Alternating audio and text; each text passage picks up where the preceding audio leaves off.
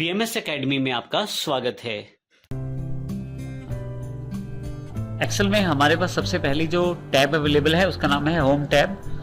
Home tab में अगर आप देखें तो हमारे पास काफी सारे ग्रुप्स अवेलेबल हैं, क्लिपबोर्ड, फॉन्ट, अलाइनमेंट से लेकर एडिटिंग तक।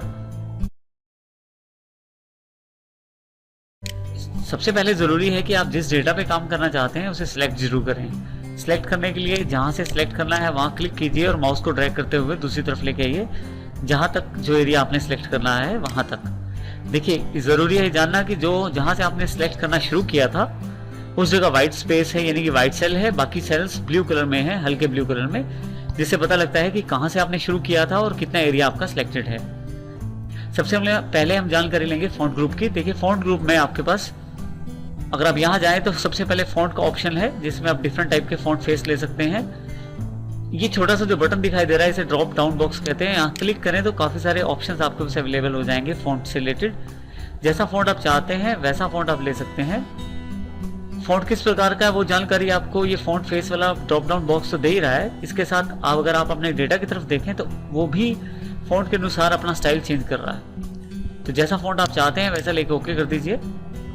इसके साथ ही दूसरा जो बॉक्स है वो फॉन्ट साइज का है। ड्रॉप डाउन बॉक्स पे क्लिक करें और जैसा साइज आप जितना बड़ा चाहते हैं फॉन्ट का उस पर क्लिक कर दें, वो फॉन्ट साइज अवेलेबल हो जाएगा। तीसरा ग्रो फॉन्ट साइज यानी कि इंक्रीज फॉन्ट साइज, यहाँ से आप क्लिक करके अपना फॉन्ट साइज बढ़ा सकते हैं और यहाँ से कम कर सकते हैं। ध्यान दें, जो फॉन्ट साइज का बॉक्स है वहाँ भी साइज बढ़ाते या घटाते हैं तो वहाँ भी ये परिवर्तन देखने को मिलता है। इसके अलावा हमारे पास बी जो कि बोल्ड को प्रदर्शित करता है, बी पे क्लिक करें तो हमारे जो डेटा या टेक्स्ट है वो बोल्ड हो जाएगा। इस तरह से इटैलिक, जिससे टेढ़ा अक्षर हो जाएंगे थोड़े से, और यू से नीचे उनके नीचे लाइन अवेलेबल हो जाएगी। आप चाहे तो यहीं से इन्हें ऑफ भी कर सकते हैं दोबारा क्लिक करके।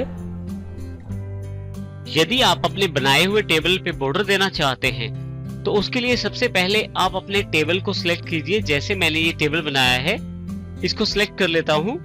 सिलेक्ट करने के पश्चात फॉन्ट ग्रुप में मेरे पास यहाँ पे बॉर्डर कमांड अवेलेबल है जिसमें बॉर्डर के बहुत सारे ऑप्शंस अवेलेबल हैं। इसमें सबसे पहले यहाँ ड्रॉप डाउन बॉक्स जो राइट साइड पे आ रहा है बॉर्डर कमांड की, इसको मैं क्लिक कर लेता हूँ। तो देखिए मेरे पास बॉर्डर्स कमांड से रिलेटेड काफी सारे ऑप्शन अवेलेबल हो जाते हैं।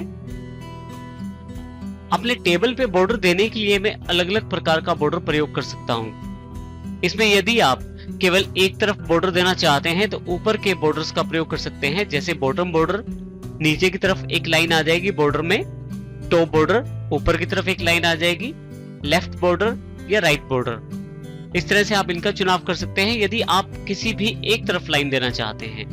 नीचे यदि आए तो आपके पास यहाँ पे ऑल बॉर्डर्स की कमांड है। जैसे ही मैं इसको क्लिक करता हूँ तो आप देखें यहाँ पे यदि मैं अपने सिलेक्ट किए हुए टेबल को डिसलेक्ट करूं अर्थात बाहर क्लिक करूं, आप देखेंगे यहाँ पे कि मेरे टेबल पे बॉर्डर अवेलेबल हो गया है।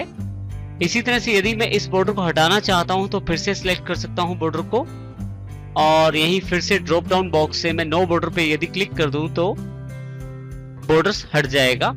इसी प्रकार से यदि आप चाहें तो केवल आउटसाइड बॉर्डर प्राप्त कर सकते हैं जो केवल आपके टेबल के बाहरी तरफ अवेलेबल रहेगा। इसी तरह से थिक बॉक्स बॉर्डर भी आप प्राप्त कर सकते हैं जो एक मोटा बॉर्डर रहेगा आपके टेबल के बाहर की तरफ। यदि मैं इसे क्लिक करूं तो आप देखें यहाँ पे बाहर की तरफ ये बॉर्डर अवेलेबल हो गया है जो कि थिक बॉर्डर के रूप में अवेलेबल है। यदि मैं इसे हटाना चाहता हूं तो फिर से सिलेक्ट कर लेता हूं और ड्रॉप डाउन बॉक्स से मैं नो बॉर्डर पे सिलेक्ट कर देता हूं। तो देखिए अब ये बॉर्डर हट गया है।